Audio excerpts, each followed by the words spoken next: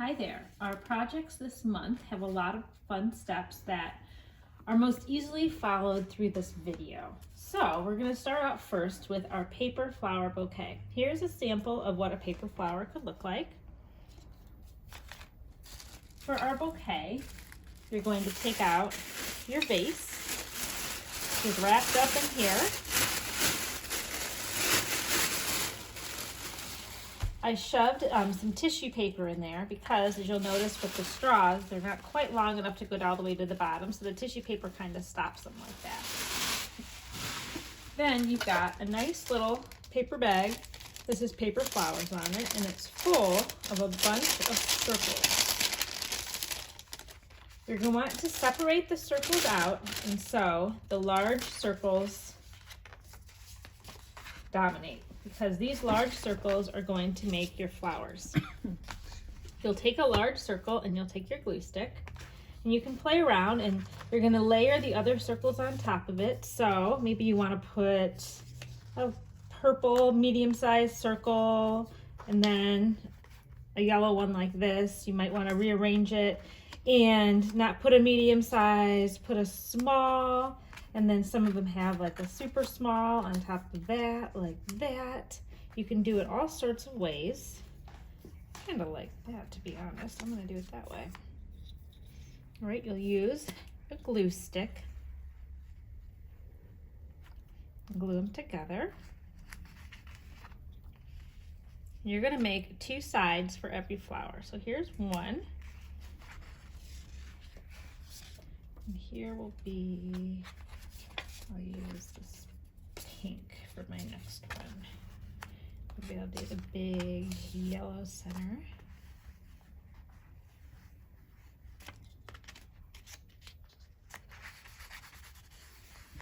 And then I'll do a little blue center in that one.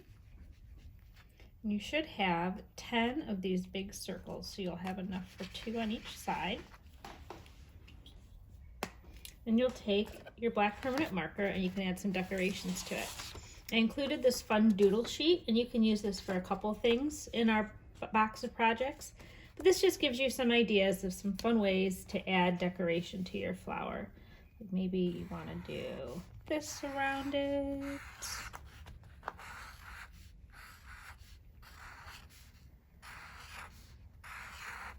Maybe I want to do some dots around this part, little dashes.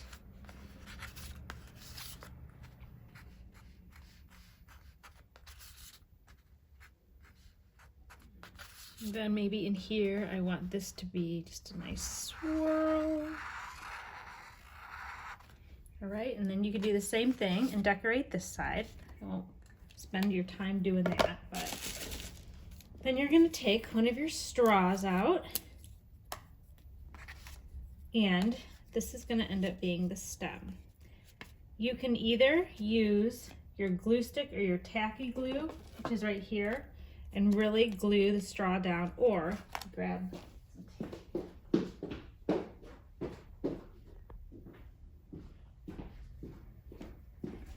you can use a piece of tape, like any kind of tape will do that you have at home. Scotch tape, masking tape, washi tape, and I think it works a lot easier to tape the straw to the back like this.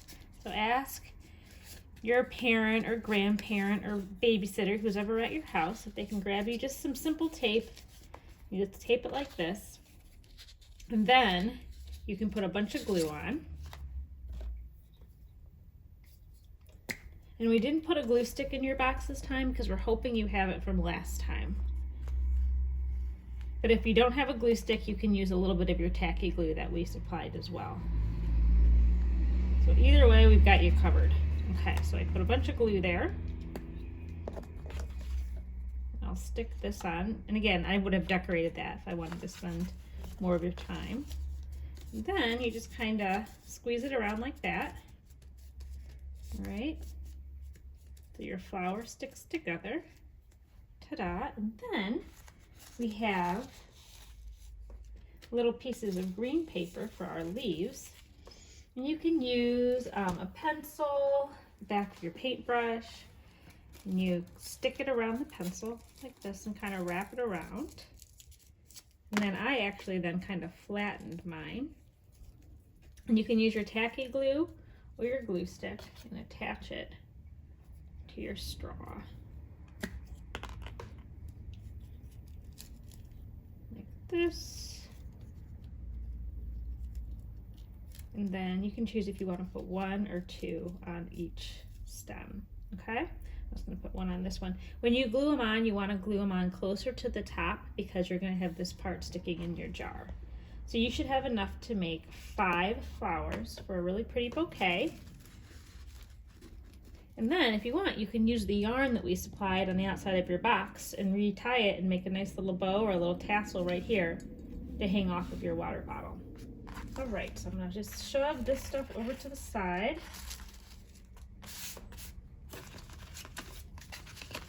So we can do the Lego print spring tree. I'm gonna do mine on just a piece of cardboard so I don't waste a canvas. But you'll have a canvas in your box, and your canvas will have a bunch of strips on it like this. You'll have red and blue paint. You'll also have a thing of white paint. That's glue, so remember that that is glue. You also have a Lego, and here's someplace up here it is. Here's a Lego. The first thing you're gonna do is paint your background.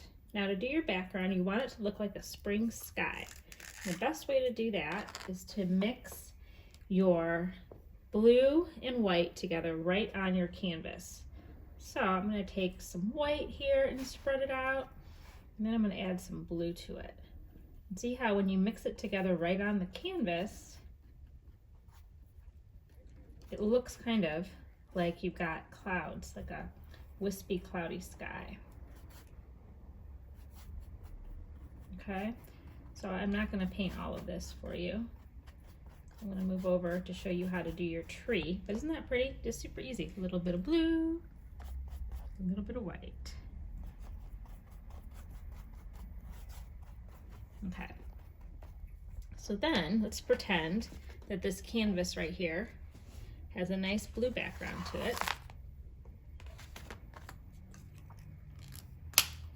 You've got some strips of brown paper, and you guys can create your own tree shape.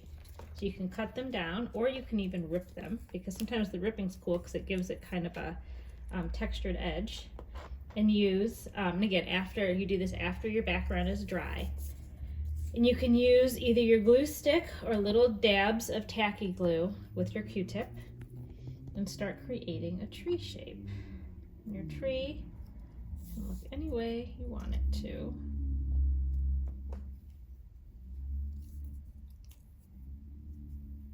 Right, so I'm going to try to even just do a branch on our sample piece here so that I can show you then how to do.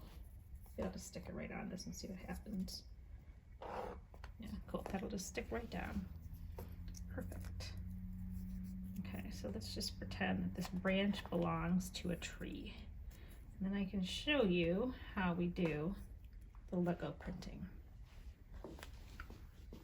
The Lego printing you're going to need a little bit of patience with because it takes some time, but it should be fun. And we have the white paint and the red paint to make like a cherry blossom. You can choose to, on another plate, mix white and red together to create a pink, or you can just mix it kind of on the Lego. I'm cleaning my brush,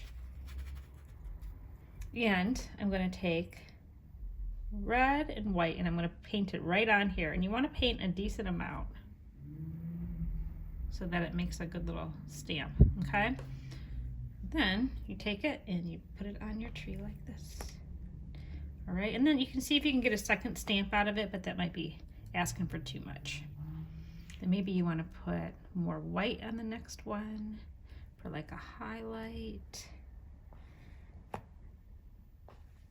The goal is to overlap it so that it looks like a collection of blossoms on the tree. This is really fun. I kind of just want to keep doing this. It's very relaxing. You don't really have to think about it. You just have to put the paint on the Lego. But hopefully that gives you an idea of how to get those blossoms to work. Okay, and so then again, pretend there is a trunk here.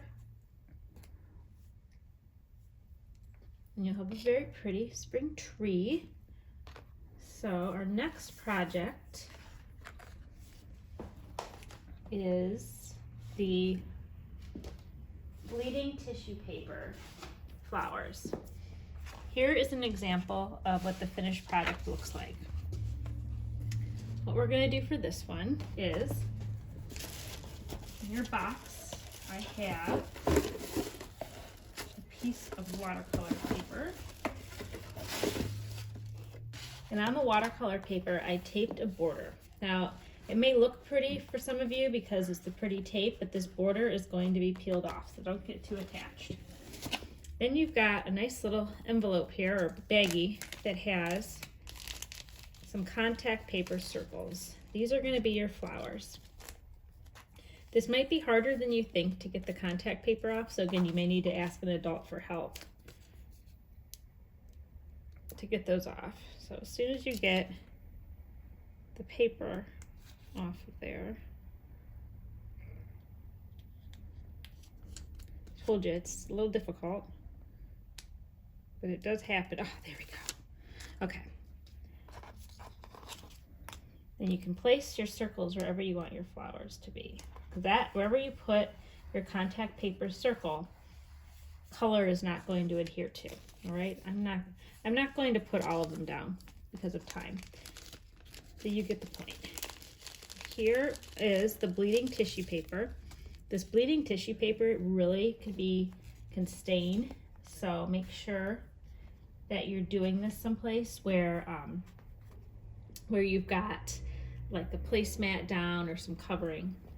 To make the bleeding tissue paper work, because it does exactly what it sounds like, it bleeds beautiful color, you want to put some water down on your paper. And then add a color of tissue. I'm going to put a few down like this. I'm going to do a few at a time. And then you could add more water on top. You really want to saturate, which means you really want to put a lot of water because the water is what activates the color and makes it flow. I am going to put these all around this circle so that we can get an idea. Add some more water here.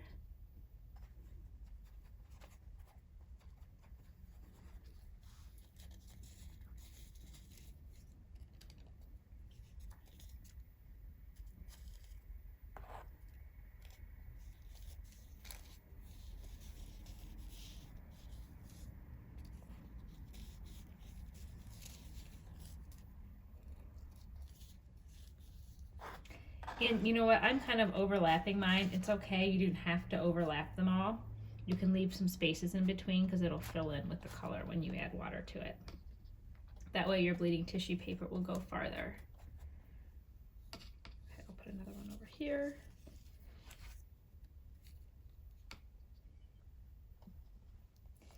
And every once in a while, like you layer, like here I layered a purple with a yellow and an orange, and so it might make like a black or a brown, but it's kind of cool because it looks a bit like a shadow.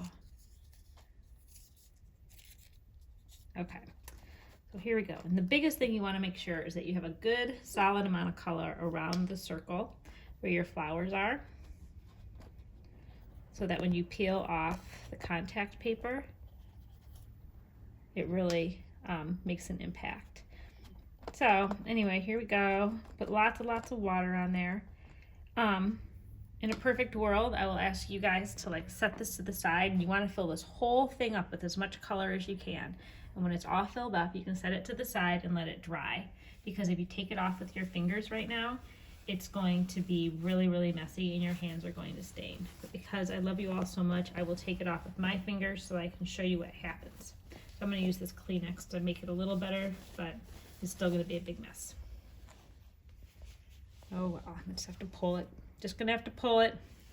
Art teachers have stained fingers. It's part of the trade. Okay, do you guys see how it's leaving that super fun blotches of color behind?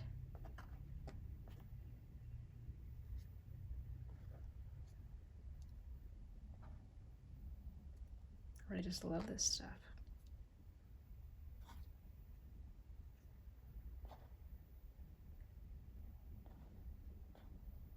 There we go. Now, just for sake of this video, I'm just going to blot a little bit of this color up so that I can pull off. But you don't need to blot at home. Because if you blot it at home, it will just take away your beautiful, strong pigment. I just want to be able to show you guys what happens next. Okay, so pretend that this has all been beautifully dried. And you're going to pull the sticker off. And that's the best part because look at it, leaves a perfect circle underneath it. And then in that perfect circle, you can draw a flower. I did a dandelion, and if you notice, I did a dandelion with some little dandelion seeds flying off. I thought that was fun, but you still have your super cool sheet of flower doodles, so you can do any of these flowers that you see in here. But for the dandelion, it's pretty simple. You just draw a circle in the middle of your circle. I put some little dots in my circle, and we gave you guys a really fun black Sharpie to do this with. And then I drew some lines out. And then at the top of the line, I drew an X with like a line through it. An X with a line through it, all around.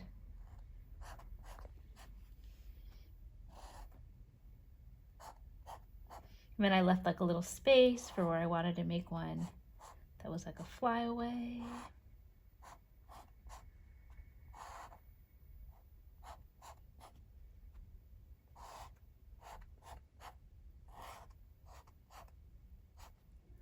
All right, and then this one would be my little flyaway. This might not work because it's wet, but it worked kind of.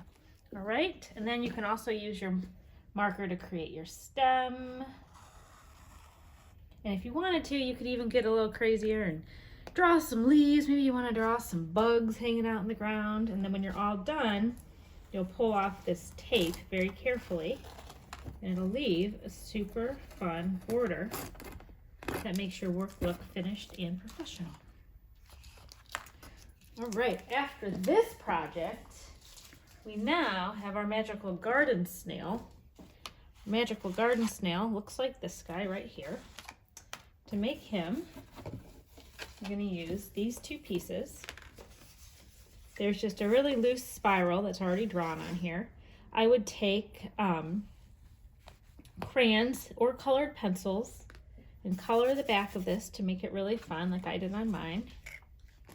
The more color, the better. Then you'll take this and you'll glue it to your snail head. This one goes this direction, like that.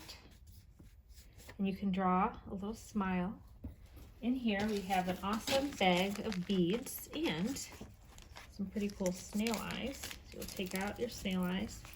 Again, you can use tacky glue to glue them on the back, but a piece of tape also works well. So again, I'll take my green tape. You can just tape your googly eye, crazy googly eye things like this on the back. Like that. Then you can use your pot of glue and your Q-tip and just have a really nice time gluing your beads on. And in your bag, there's such a great assortment of beads. It'll be fun. You don't have to use all of them, but it's super easy. You just take a little bit of glue on your Q-tip, stick it on the snail, and put a bead down. I'll do another one over here. There's a spot. And you can follow my swirly pattern. Ta-da! All right, and then our last project is our Earth Day coloring sheet, which is pretty self-explanatory. And you can just use colored pencils, markers. We printed it on thicker paper so it's easier to hang up, and make a special sign to remember Earth Day for, which is at the end of April, April 22nd to be exact. And then just a little bonus with your super cool doodle sheet, which I really am in love with. Use this to figure out other ways to draw flowers. Like, have fun with this on a blank piece of paper, or you could use colored pencils and markers to color this in and make it something like its own small coloring sheet. But I was really excited when I found that. I thought it was a good one.